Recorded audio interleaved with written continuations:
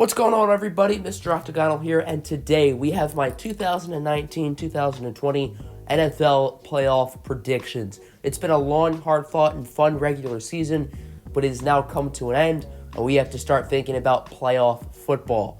At the beginning of the year, there were 31 teams trying to win the Super Bowl, and I say 31 because the Dolphins were tanking since the beginning. And credit to them for winning 5 games, but they were tanking. And now there's only 12 teams left, all hungry for a potential Super Bowl championship. And currently there are 20 fan bases who are salty if they're not in the playoffs. If you're a fan of those 20 teams, or if you're one of the 12 teams in here who want to start thinking about your future, I definitely recommend you check out my 3 Minutes on the Clock podcast series that will be kicking off this upcoming weekend. This will be the second season of the podcast. We did it last year as well. It was extremely successful, as the combined episodes racked up, I believe, over 100,000 views. And we're going to be talking all things NFL draft. Next episode, or I guess the first episode of the next season, will be a one-round 2020 NFL mock draft where we go in depth over every single draft pick. I will also have updated big boards throughout the next few weeks and months up until the 2020 NFL draft. So I recommend you do check that out once that series kicks off. But the task at hand, the NFL playoffs, focusing on the present rather than the future. And we're going to start off in the AFC. And I think both AFC wildcard games are more intriguing than the NFC games. And we're going to start off with the 3-seeded New England Patriots, the defending champions, taking on the 6-seeded Tennessee Titans. I think this game's going to be a lot closer than people think it will. New England is the obvious pick here, but the Patriots peaked way too soon this year, which peaking too soon is a common theme in today's video. And the Patriots have not looked like themselves.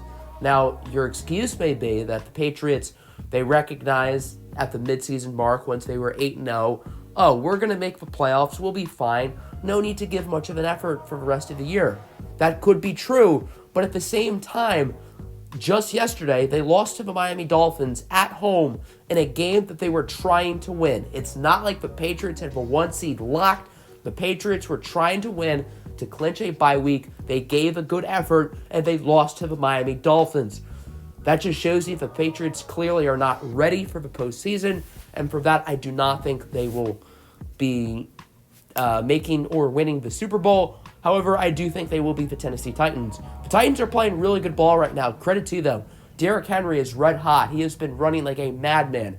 Ryan Tannehill has been extremely underrated. He's been phenomenal this year for the Titans, and I think Tennessee has a chance to win this game, but in Foxborough in January, that's never an easy task. I'm going to go with the New England Patriots here.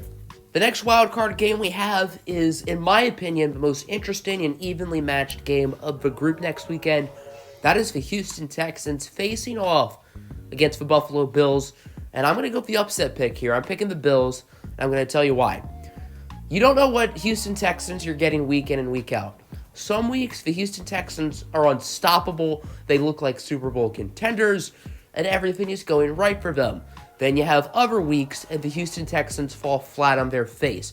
So you really don't know which Texans you're getting. Houston is the better team offensively. They have the better quarterback in Deshaun Watson. They have better playmakers in DeAndre Hopkins and Will Fuller. But why am I picking the Bills?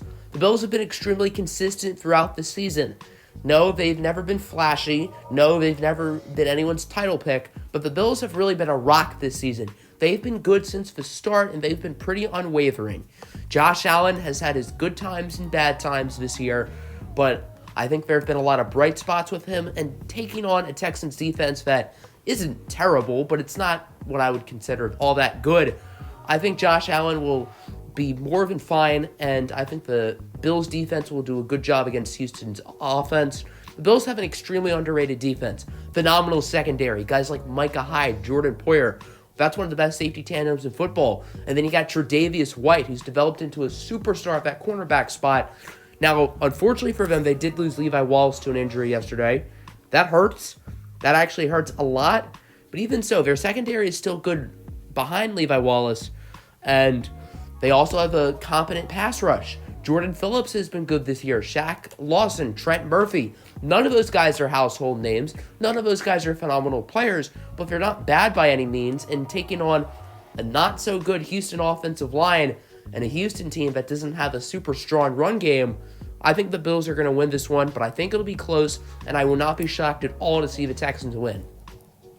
So next up, in my opinion, the most lopsided wildcard game of the group, Vikings and Saints. I'm going to pick the Saints. Now, I don't think the Vikings are a bad team. I just think they're in a little bit of a bad situation, and that has to do with Dalvin Cook. Dalvin Cook is this team's offense. When Dalvin Cook is healthy and playing his best football, the Vikings offense can be elite. When Dalvin Cook is not fully healthy, not on the field, the Vikings offense is a joke. Kirk Cousins without Dalvin Cook is a bad quarterback. Kirk Cousins with Dalvin Cook is a good quarterback. Will Dalvin Cook be playing in this game? Yes, he will. But will he be fully healthy? That is my question. If Dalvin Cook is fully healthy and he plays to his top-notch abilities, the Vikings could absolutely win this game. But if he does not, Minnesota has zero chance. Kirk Cousins does not have a good track record in playoff games, and that's why I feel confident with this New Orleans Saints team. The Saints are playing great football. Drew Brees has played his best ball these last few weeks of the season. The Saints have a talented defense. They have a very good offense. Phenomenal playmakers like Alvin Kamara and Michael Thomas. I think the Saints should have no problem in this game. And you got to remember the revenge factor. The Saints have lost in the most heartbreaking ways 2 years in a row. Last season, it was the pass interference call, or should I say the no call on Nickell Robey-Coleman.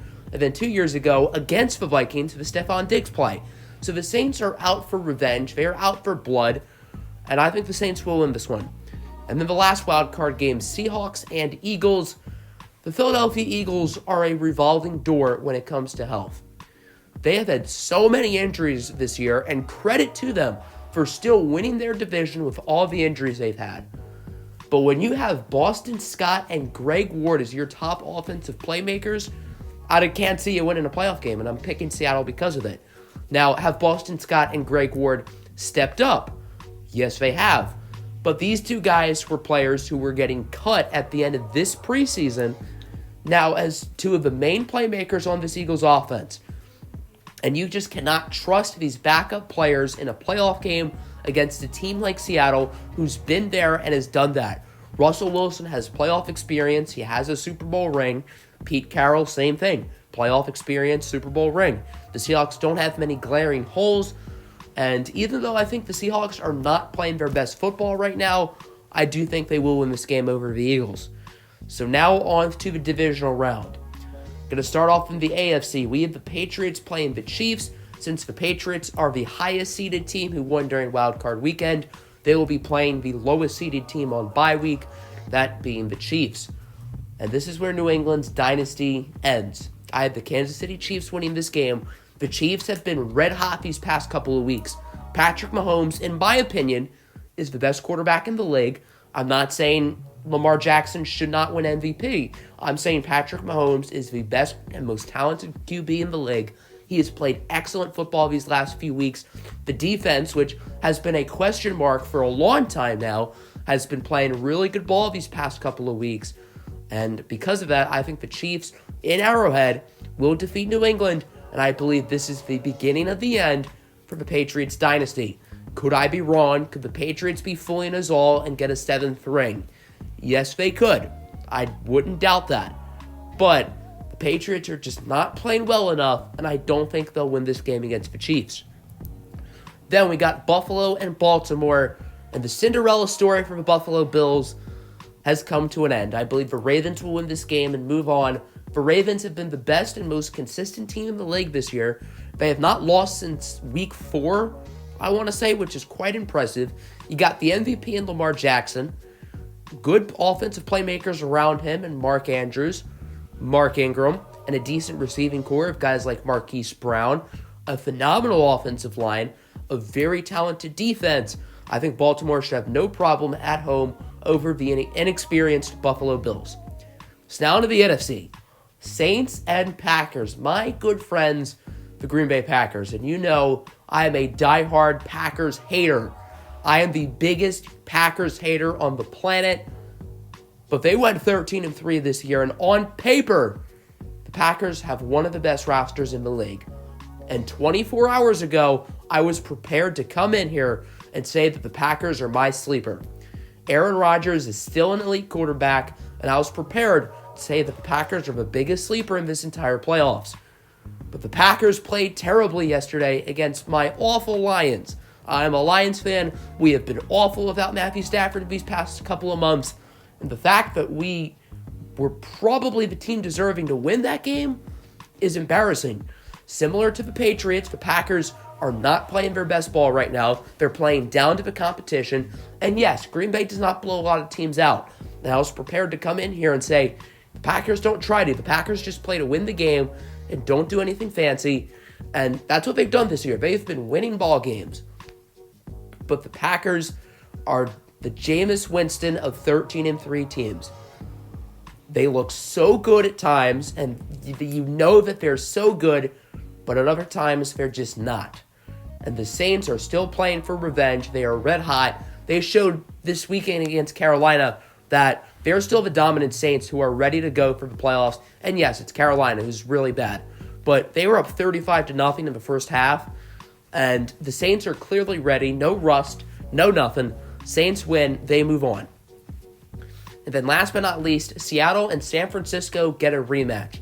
Both games these two teams played this year were some of the most interesting games, I guess you could say, this year, including the one yesterday, which Seattle should have won. I'm happy they did not win, only because Green Bay is not the 1 seed. And I think these two teams are very evenly matched. San Francisco does not have a whole lot of playoff experience with this core. Jimmy Garoppolo has never actually played in a playoff game. Yes, he does have, I think, 2 Super Bowl rings, but that is as a backup to Tom Brady. With that being said, I do think the Niners win, and I think they move on to the NFC Championship.